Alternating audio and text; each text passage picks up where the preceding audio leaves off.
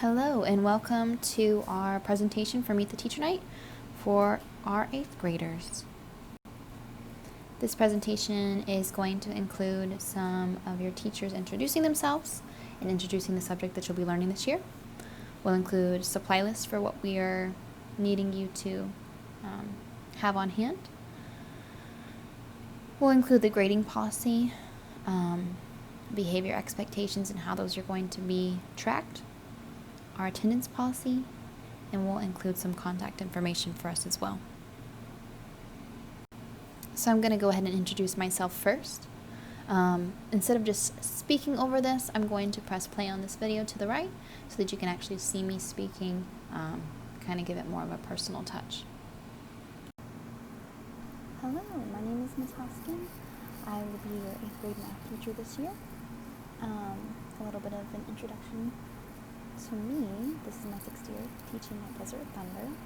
I graduated from ASU in 2016 and I've been working at this school ever since. I actually worked here before I graduated. I love math and I love teaching math. I've taught quite a few different grade levels at this school, but 8th grade is my favorite. So I'm really excited to be teaching 8th grade again.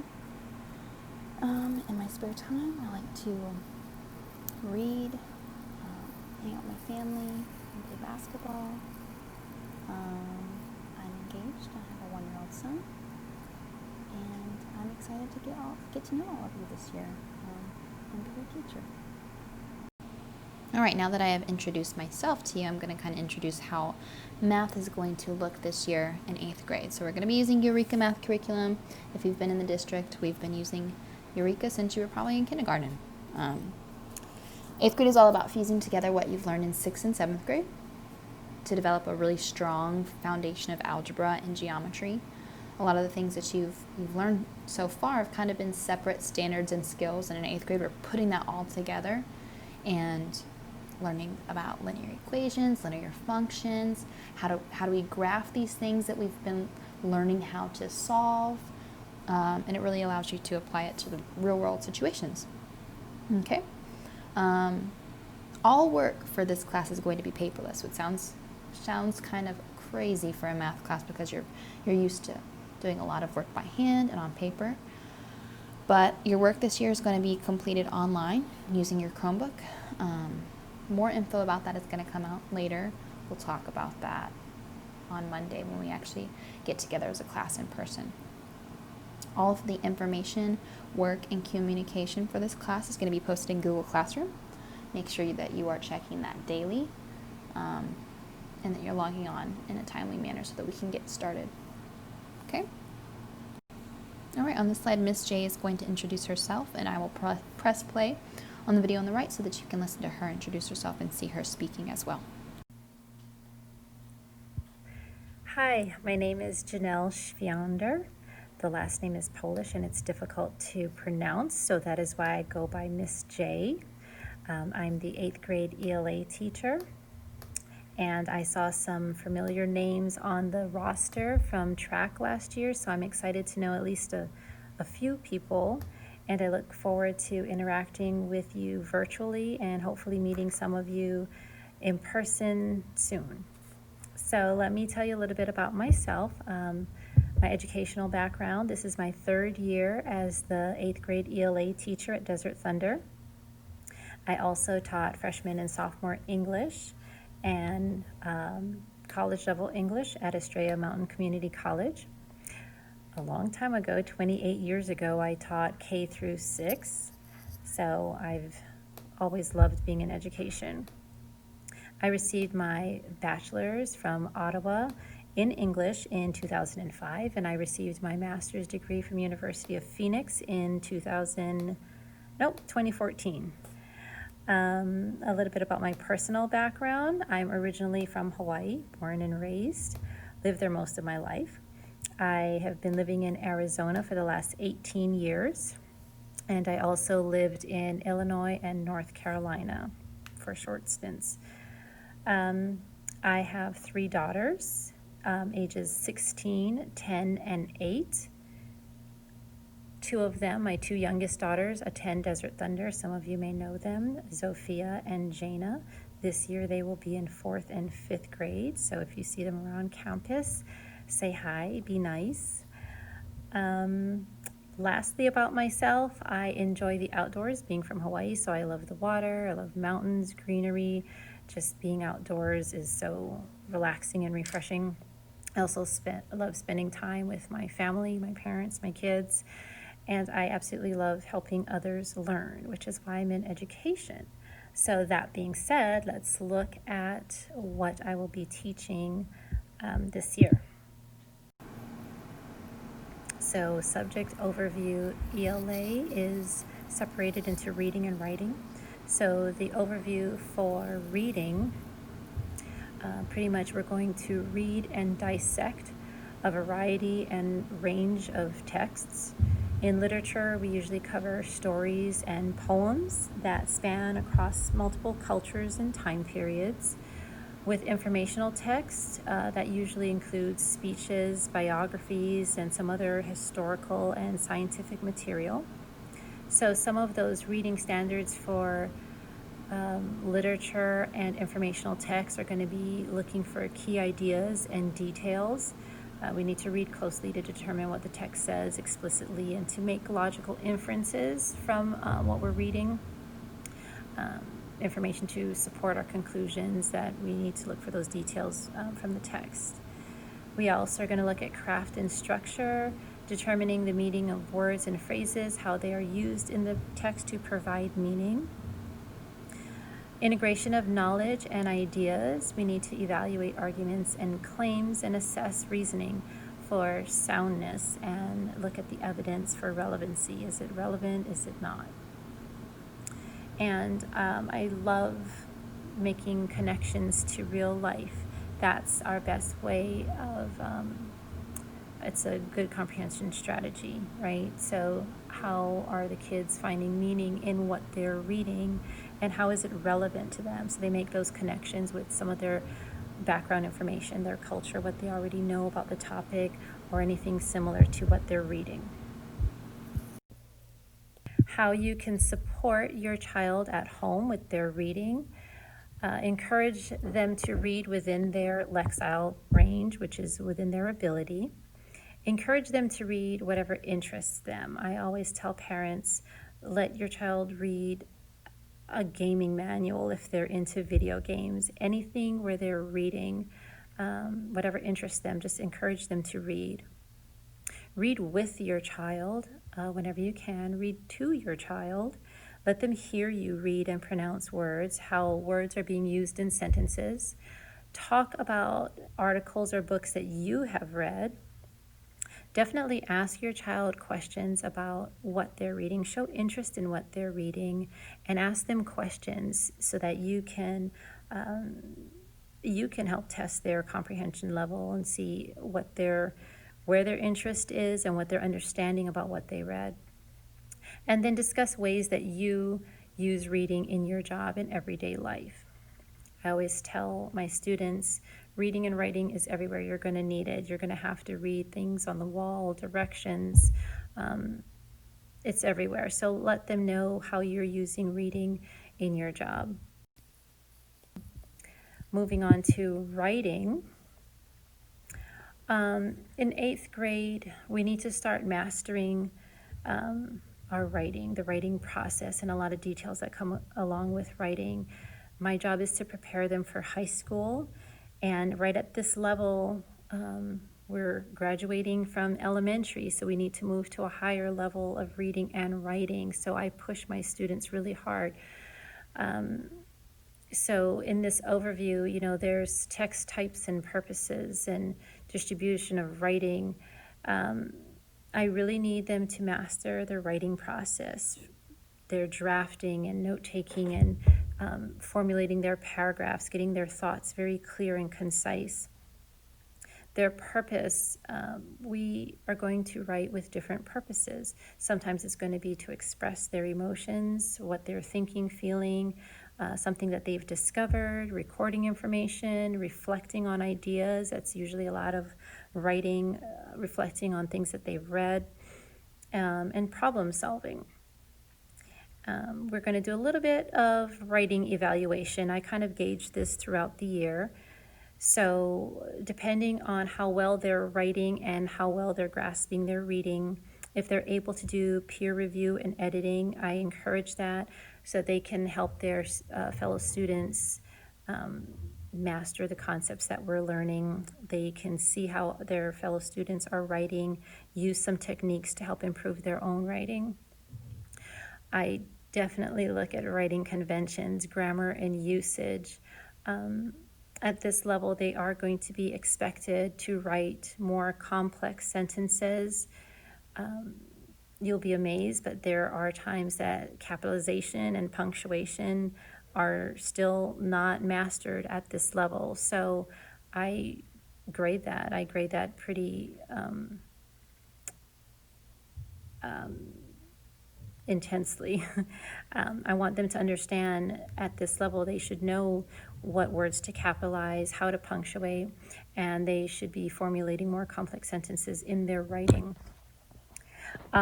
We also are definitely going to be doing some research and inquiry for writing, gathering information, doing some note taking, making sure they can organize their information, and then taking all that information and going through the writing process once again. So ways that you can support their writing at home, again, encourage them to write, encourage your child to write, encourage them to write out their thoughts, their feelings, to journal, to make sure they're doing their work. For me, be a proofreader for your child. Look over what they're writing. Read your child's final papers, whatever stories or essays, whatever they write. Glance at it. Take an interest in what they're writing, and you can help me proofread. Share your own writing with your child. If you've had things that you've journaled or documented or something you've written for work, share that with them so they can see how, again, you're using writing in your job or in life. And again, so yeah, discuss ways that you're using writing in your job. This is a fun one. Give your child opportunities to help you. So have them write down directions, help them, let them write emails or letters for you, have them make lists. I started my kids doing that a long time ago. Oh, mommy's busy. Can you write this down for me? And then I have them, if they don't know how to spell something, well, sound it out. How did you spell it? All those things can help them so much, and it'll help me a lot too. But any opportunity that you can give them, again, it shows interest, that you're concerned about their writing, about their learning, and it also shows that you're building a relationship, connection. They're helping you. They get all excited about it, and trust me, even teenagers do too. So that's a fun thing to do. We are going to keep a collection of all of their written work. So the grading procedure was discussed at the beginning, I believe. So even if something is late, I still want them to turn in their writing. Even if it's past the point that they can get points for it, I want them to turn in their writing. We are going to use that to reflect on and look at their strengths, their areas for improvement, and I want them to look at their growth from week to week, quarter to quarter, and from the beginning of the year to the end of the year. How did they improve in their writing? So usually in a typical in-class environment, I do a lot of handwriting because I want students to remember what a pen feels like in their hand and what it's like to formulate letters in initial elementary phonics and learning how to read and write in kindergarten, first and second grade. You're learning how to form your letters very specifically, and you're learning the sound of the letter as you're writing it. And what I'm noticing at this age level is that because students are writing messy or starting from the bottom up and making circles everywhere, they're not processing the sound that goes with the letter, which is why they hate reading, because they don't understand what these letters, what sounds the letters represent. So I usually spend my first week or two going over just those basics. Really, I'm not going to have that opportunity this time, and I have them handwrite a lot to it's an art, right? So reading, writing, it's a form of art and expression. Anyway, so a lot of that is going to be missing. So any opportunities they can write at home, please encourage. I am, again, going to keep all written work as a portfolio for the end of the year, and information about their work and requirements and whatnot. We're going to be consistent through the 8th grade, so everything is going to be posted in Google Classroom, and everything is going to be turned in through Google Classroom. So yes, they are going to be using their technology, so they do have, spell check and things available to them. But what I really encourage them to always do is proofread it before they send, read what they're writing, so that even if spell check is helping them, they can see what the correct word is supposed to look like, what it's supposed to sound like, what it's supposed to look like in a sentence. I'm going to stress making sure it's neatly typed, that it's formatted, double-spaced, indented, the basics, but you'll be amazed. A lot of times they don't do that. So again, I'm going to be pretty strict on this stuff. I love teaching English. I love to read people's writing and expression.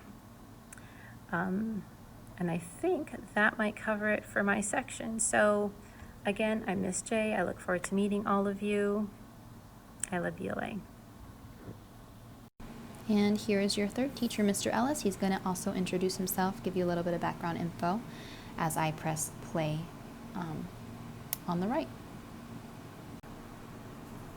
Hello everyone, my name is Mr. Ellis. First off, I want to just say I hope everybody is safe and doing well.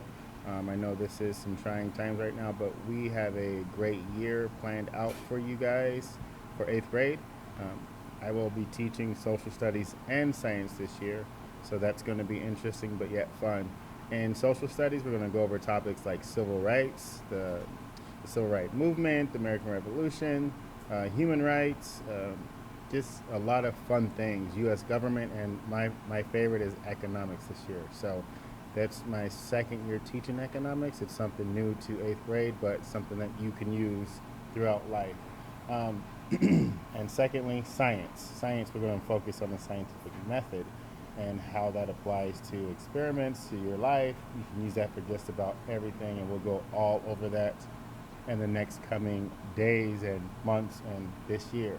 So I look forward to meeting all of you again, seeing you all again, and having a great time in class and online. So continue to take care of yourselves, stay safe, and I will see you guys soon. All right, so like he mentioned before, Mr. Ellis is your science teacher. I'm just going to quickly read over his subject overview. I know we talked about it a little bit, so I'm just going to read through this presentation pretty much. Students will describe how stability and change in the process of cause and effect influence changes in the natural world. You guys will also apply energy principles to chemical reactions, explore changes within Earth, and understand how genetic information is passed down to produce variation among populations. Your investigations will focus on collecting and making sense of observational data and measurements using the science and engineering practices.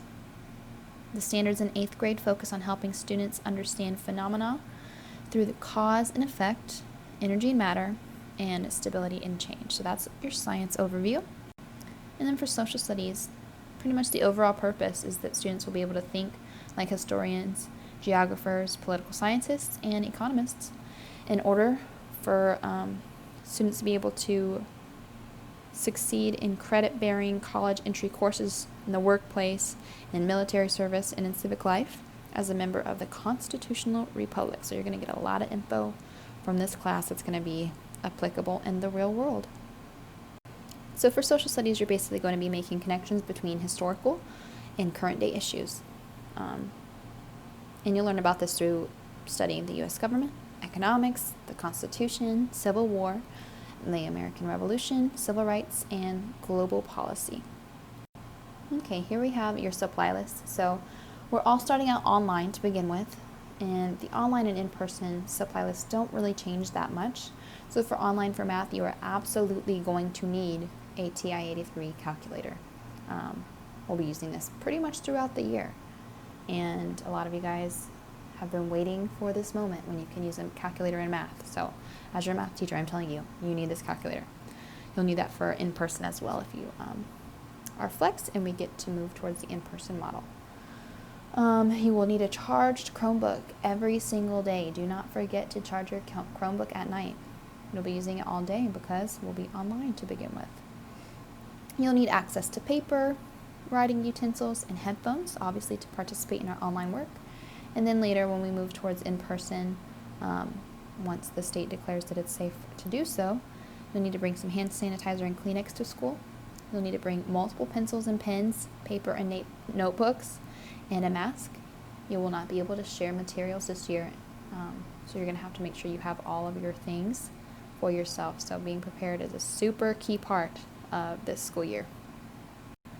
As an 8th grade team, we have developed the following grading policy. So this is for all of your subjects. You're going to have 5 days to complete and turn in an assignment for full points. Okay? That leaves pretty much no excuse for something that's missing. You have 5 days to do it. If you're managing your time well, it shouldn't even take you that long. If an assignment is turned in after the initial 5 days, you're going to be penalized 25%. So that means even if you get everything correct, 25% of that grade is going to be deducted because it was late. And if an assignment is not turned in within 2 weeks, 14 days, you will not receive credit. Okay? Obviously, there's special circumstances, and if you are encountering one of those special circumstances, you need to always communicate that with your teachers, okay? It'll be your personal responsibility to do so. We can't mind read, we can't see into your personal life. So if something's going on at home where you need more time for an assignment, you need to communicate that with your teachers. Here we have a slide on our behavior expectations.